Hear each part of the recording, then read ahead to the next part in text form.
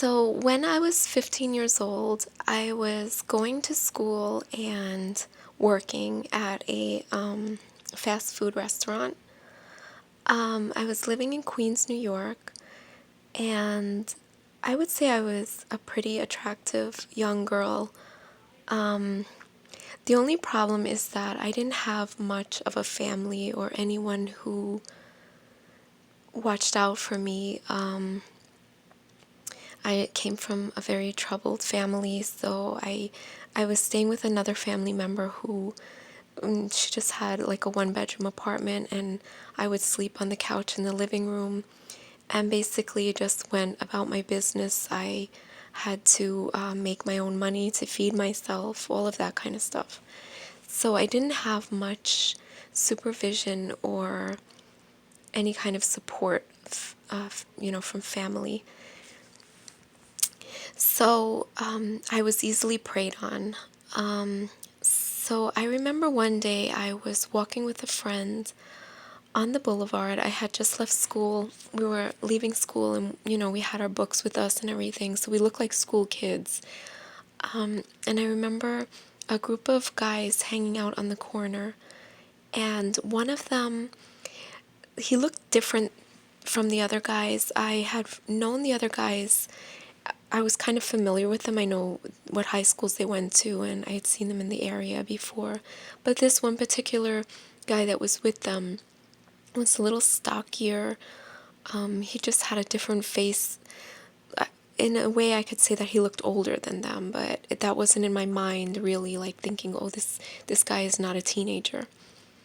So we were walking by this group of guys, and they stopped to talk. They stopped us to talk to them, and that was normal. We usually talked to anyone that we knew and joked around. But this one particular guy kept staring at me, and he asked me my name. I told him my name, and he told me his name was, well, I'm not going to say his real name because just in case, I don't know, to tell the truth, I really am still watching out for this guy. So I'm not going to give his real name, but I'll just say his name was Louis. But he said his name was King Louis, so he put King in front of his name. So I was like, oh, okay, and I kind of knew about the Latin King gang and all of that, but I wasn't too familiar with them. He was very interested in me, and he kept asking me personal questions like, oh, where do you live? Or, you go to school? And I told him, stupidly, I told him what school I went to and what block I lived on. And he asked my age. I told him 15. I asked his age, and he told me 18. I believed it at the time, and no one else said anything. No one there said, like, oh, you're not 18 or anything like that. So I just figured this guy was 18 years old. But I was not attracted to him at all. I was not interested in him. So I kind of like brushed him off and we left. So the following day, I was leaving school, and as I'm walking out of the entrance with my friend, the same friend that I was with the day before, I see a car out in front of the school, and there are a bunch of guys around the car, and they're like, here she is, here she is. And he looks out, and it's that guy, that guy King Louis.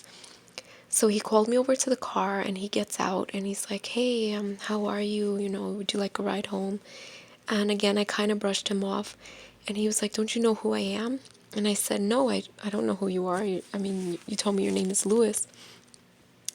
And he told me that he was a Latin king, and that he was very popular and all of this stuff, and people feared him. And I kind of like in my head laughed at him, like, even though he was a big guy, I was, he is intimidating looking, but to me, I didn't think he was anybody like that great because I'd never heard of him before.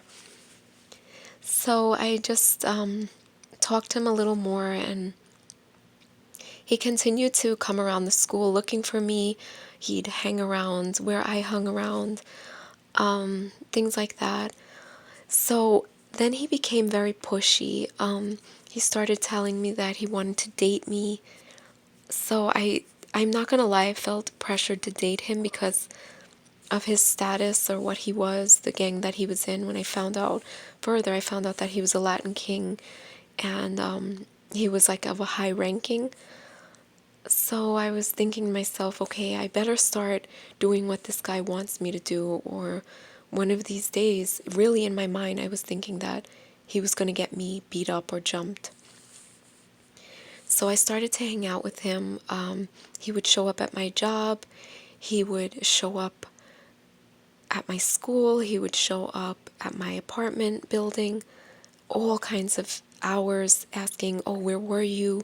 If I was coming home from a friend's house, like say 9 o'clock, he'd be right there waiting in front of the building. Oh, where were you? I spoke to whoever in your apartment and they told me that you weren't home.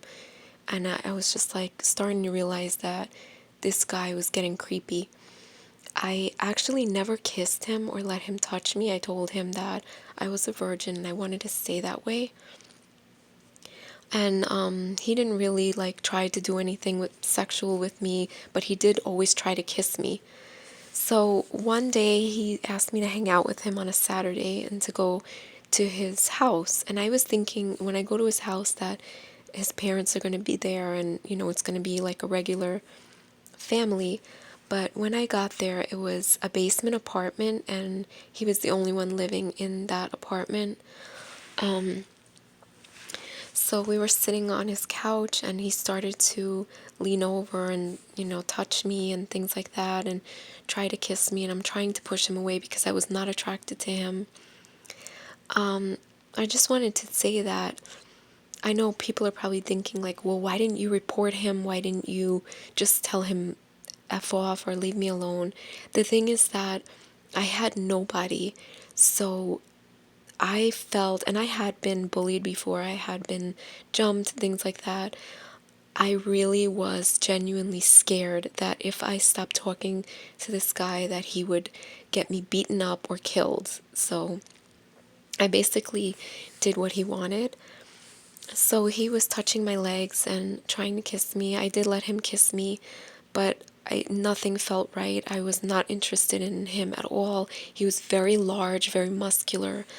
And something that I noticed about him is that he had gray hairs on his hair, on his head. And like I didn't ask him about it, but I started to kind of in my head think that this guy was not 18 years old. So I remember he started to tell people that we were dating, I was his queen, all of this weird stuff. He would tell guys in the school to watch out for me, to make sure that no one did anything to me, and he'd call them my bodyguards, and they did actually follow me around the halls. It was, I mean, a lot of girls would probably think, wow, that's really nice, and I didn't feel that way at all. I felt smothered, I felt violated, and I was very scared, and I was actually thinking of ways to get away from him and get away from this neighborhood. But my mother was nowhere to be found. She was an addict. She lived in another borough. I had really nobody to help me. So the place that I was staying at was actually charging me rent. So I had to pay, it was very low, it was $100 a month, but I had to pay them rent just to sleep on their couch, pay for my food. So I would have to find another job and another place to stay if I moved to another borough.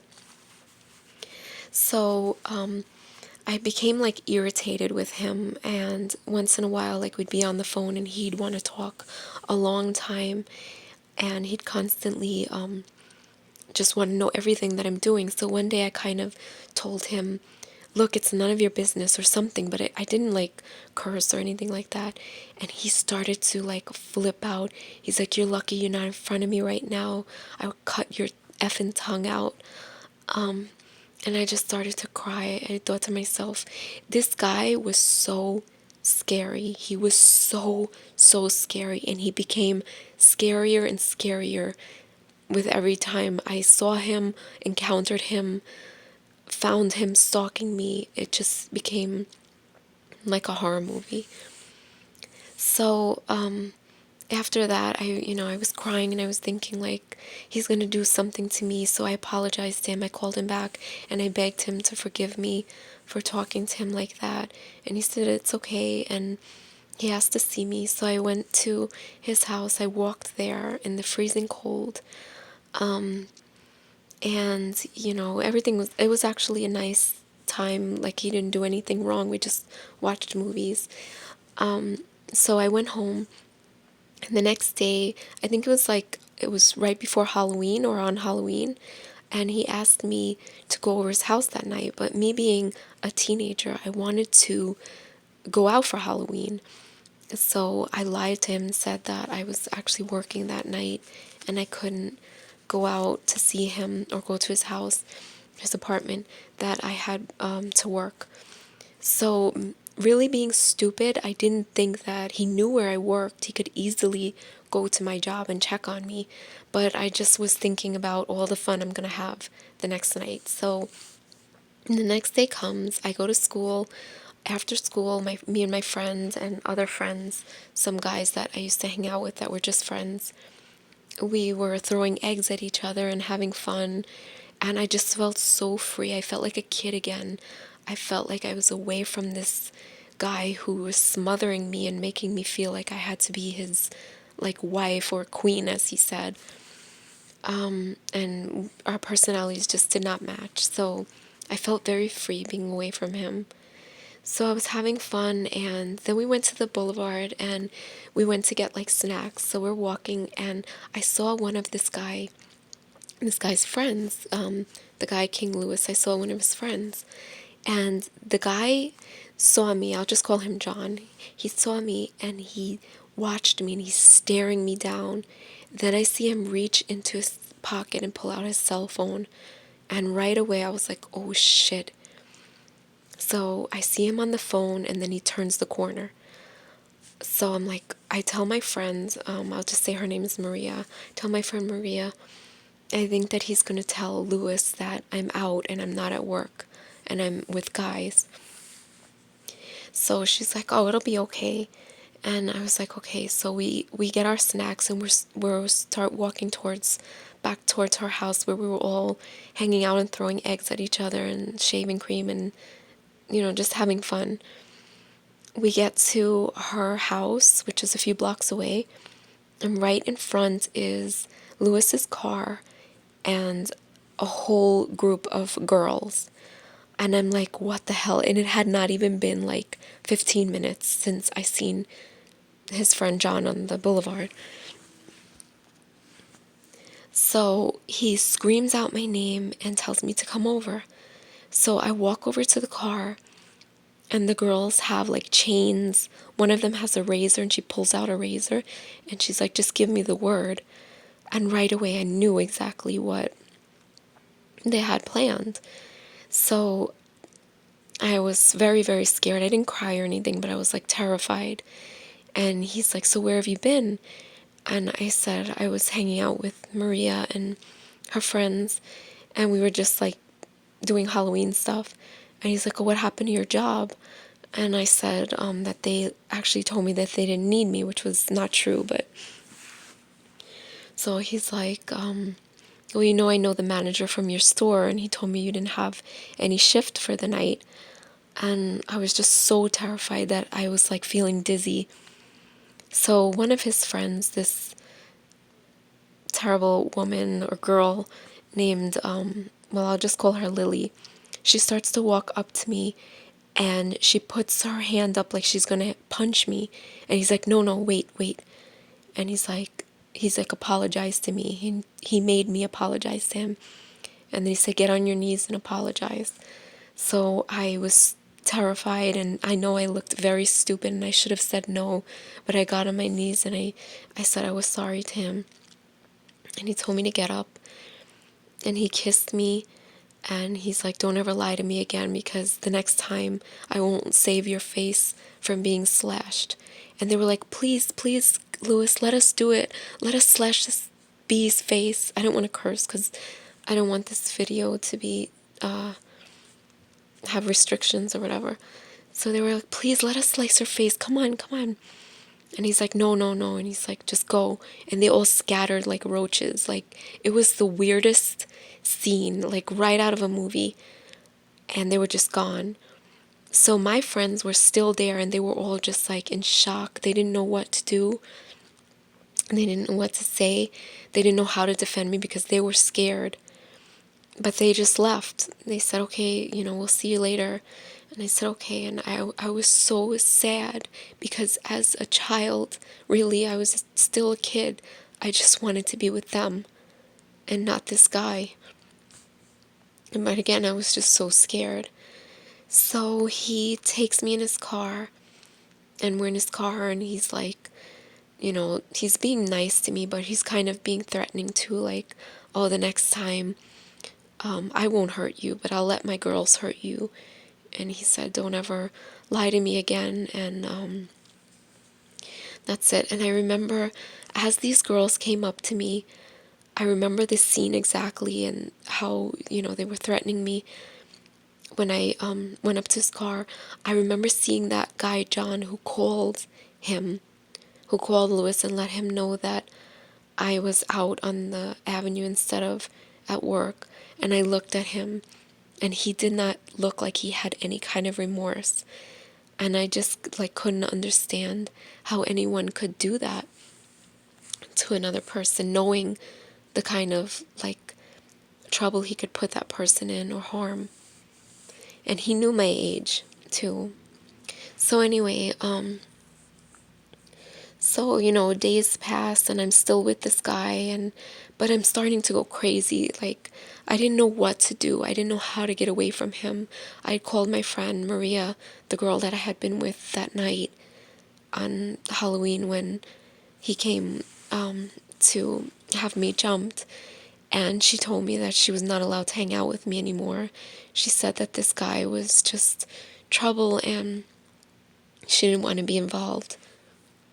And that just crushed me because she was really my only friend at the time, and I just felt so alone. I felt just so abandoned and so alone. So I knew from then, like, I didn't have her as a friend, so I was just basically just this guy, Lewis. So the things that would get me was weekends, because weekends I would be with Maria a lot and her friends, and that's when I really felt like a kid, because I wasn't at school, I wasn't going to work, and I wasn't having to deal with this guy Lewis. In the daytime, he worked, so I was free to hang out with them, and in the evenings I would hang out with him. But those times with my friends were gone because they didn't want anything to do with me because I was associated with this psychopath, Latin King. So anyway, I admit that I really wish that one of them would have told their parents and said, look, I'll just call myself Jenny. Jenny's in trouble. Someone's harassing her, threatening her. Her boyfriend is abusive and she needs help. But none of them did that. They just wanted nothing to do with me. So weekends were very scary and just very lonely. So I remember one weekend where I just called her and I asked my friend Maria, I said, are you still not allowed to hang out with me? And she said no. And she said it in a way like, even if she was, she still wouldn't want to have anything to do with me. So, I kind of felt like very low. So I hung up and I was just sitting there, and it was a Saturday and there was no one to talk to except Lewis, who told me, oh, I'm going to see you tonight. And that like just triggered me. It just set me off. So I was sitting there and I was just thinking to myself, why am I even alive? Like, I should just end it all right now. So I went into the person who I was living with. I went into their medicine cabinet and they were taking some kind of pills for they had schizophrenia. And I know that they were powerful. I mean, I know now that it was a very powerful medicine, but I was just thinking to myself, what is the point? So I couldn't even picture myself one more night alone with this guy. So I went into the medicine cabinet and I just took an entire bottle of their medicine. And I really don't know what happened after that. I know that after I took it all, I left the bottle there and I have no idea what happened. But I know that I woke up in a hospital with like a doctor yelling at me to drink some kind of black liquid. I found out it was charcoal. And he was like, drink it, or if you don't drink it, I'm gonna force it, or I'm gonna put a feeding tube. I don't remember what it was that he said. So I was trying, it wasn't that I didn't want to drink the liquid. I just couldn't. I just couldn't because I was so sick and like woozy and so many things were going through my head. And I could see the person, I tried to move my hand, but I realized it was handcuffed to the hospital bed, and I could see the police there, and then I could see the person who I was living with. She was there, and she was like, yeah, she took all my medicine, and she's like, I can't take this, I want her out. And the police officer had told her, like, look, that's not a good thing to say now. She's, that's not a supportive thing to say, something like that. And I just know that I drank the charcoal, and then I started to vomit. Then I fell out and I don't know what happened, but I woke up hours later, I guess, with a very dry mouth, and my hand was still shackled to the bed, and there was a cop there. And I was looking at him and he's like, are you okay? He was pretty nice to me. I was not used to anybody being nice to me. And he was pretty nice to me. Then really I don't remember what happened because I was still very out of it. But he told me that I took some very powerful medicine and I almost died, and they were able to pump my stomach or something like that.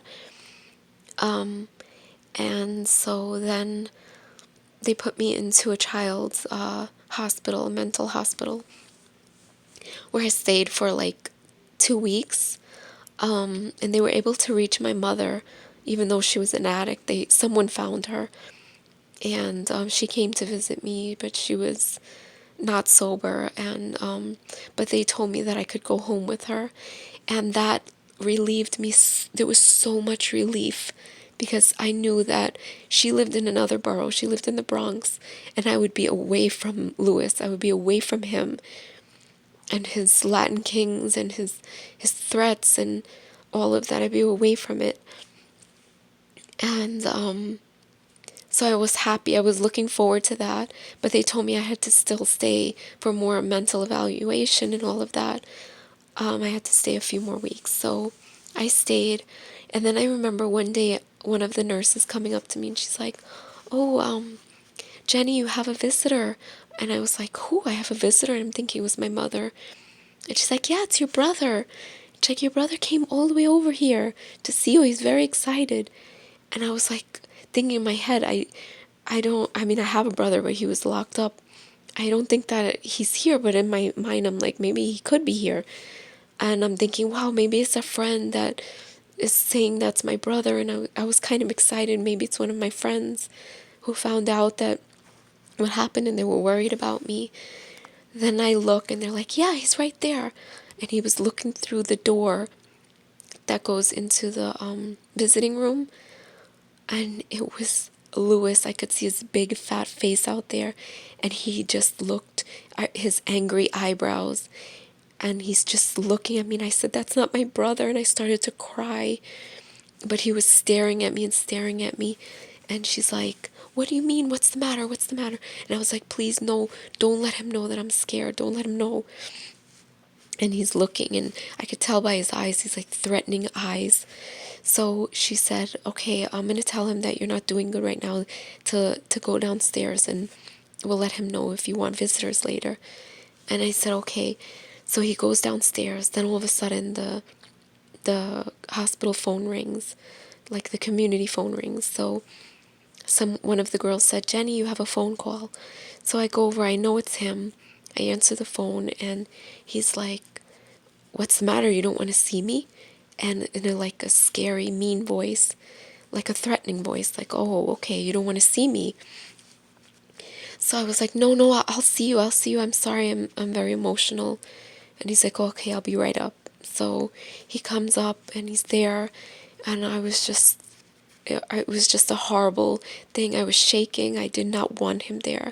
I did not want him there. And I just wanted him gone. And I was just thinking to myself, what am I going to do to make this guy go away?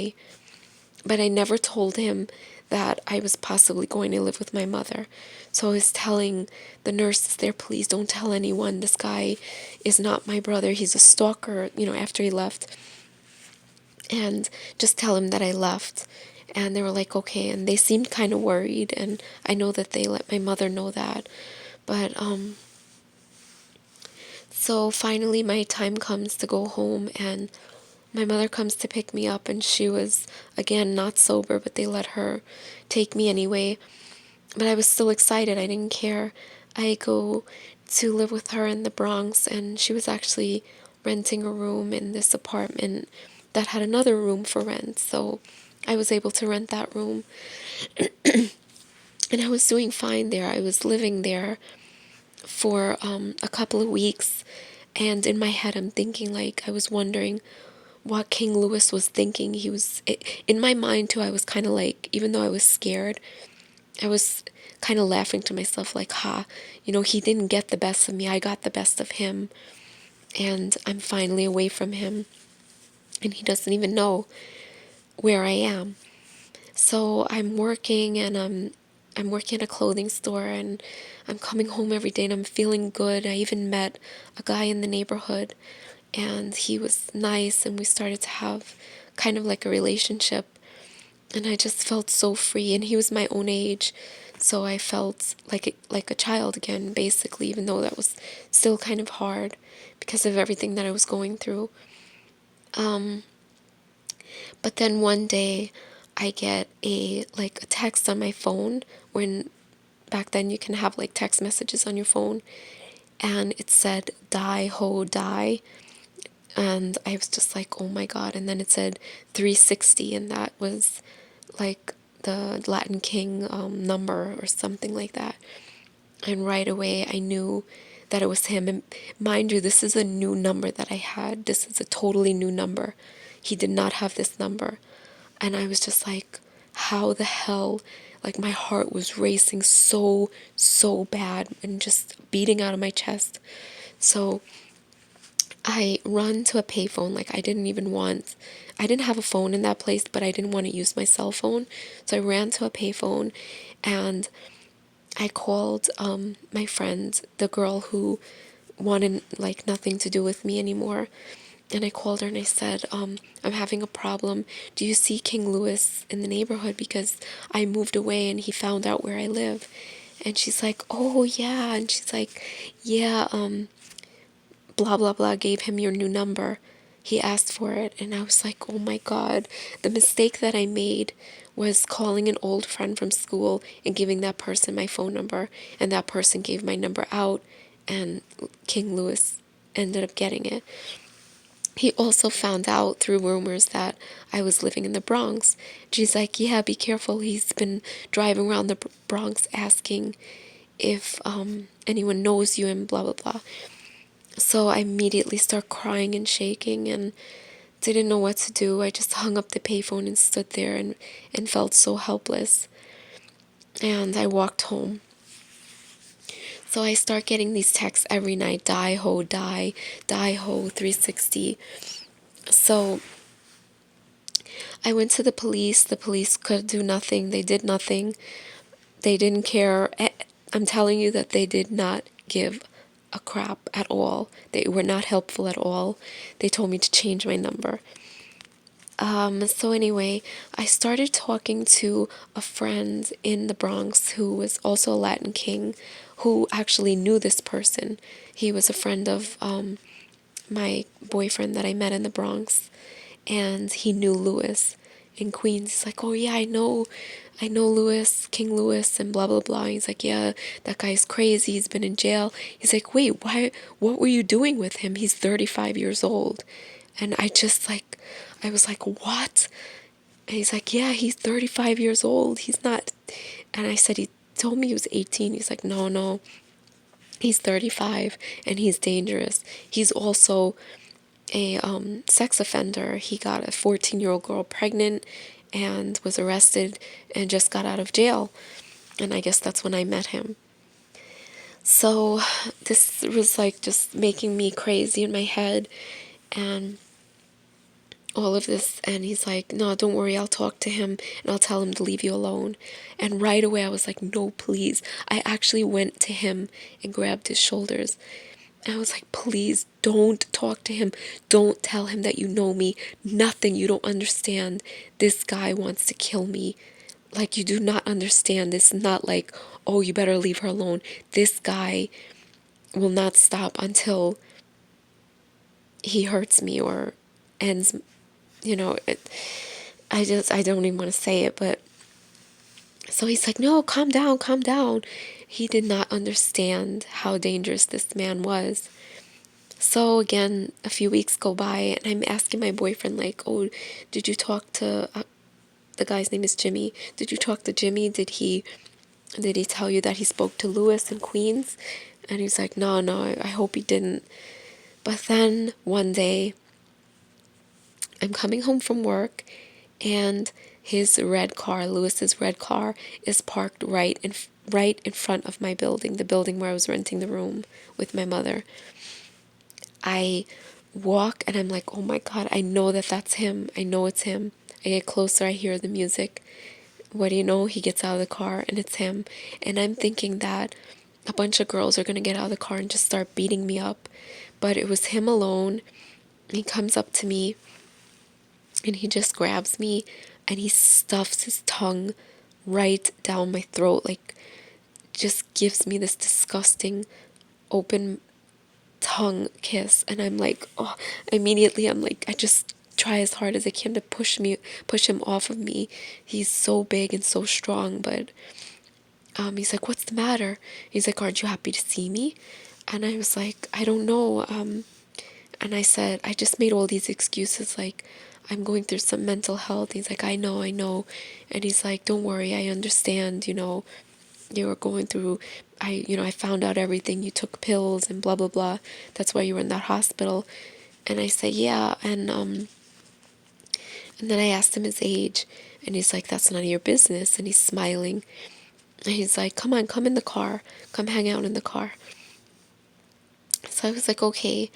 I get in the car with him because I'm scared. It's all fear. All fear. And he's like, you know what? And he's like, you're right. I've been wrong to you. I did bad things to you. I threatened you. I had these girls threaten you. And I should never have done any of that to you. And I started to think like maybe this guy really is feeling bad for what he did. And he's like, we could be friends. Don't worry. I know you